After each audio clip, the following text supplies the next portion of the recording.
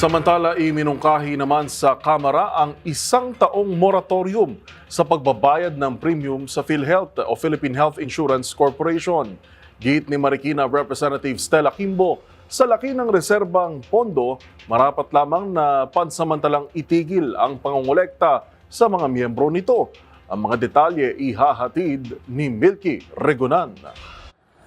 Dapat seryosohin ng PhilHealth ang mungkahi ni House Speaker Martin Romualdez na magpatupad ng isang taong moratorium sa koleksyon ng premium contribution sa gitna ng malaking sobra sa ginagamit nitong pondo. Ito ang rekomendasyon ni Marikina City Representative Stella Kimbo, Acting Chair ng House Committee on Appropriations sa briefing ng House Committee on Good Government and Public Accountability tungkol sa finances ng PhilHealth. Ipinapaalala ni Kimbo bilang isang social health insurance program, hindi dapat layunin ng PhilHealth ang kumita kundi ang pagbibigay ng pinakamalaking benepisyo para sa mga miyembro nito.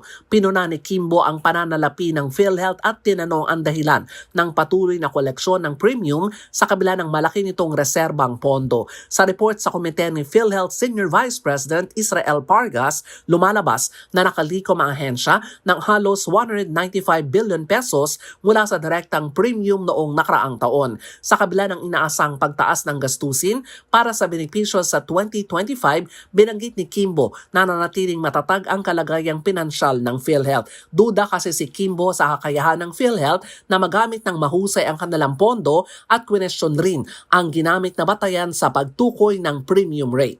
Para sa MBC TV Network News, ako si Milky Regunan, una sa Pilipinas, una sa Pilipino.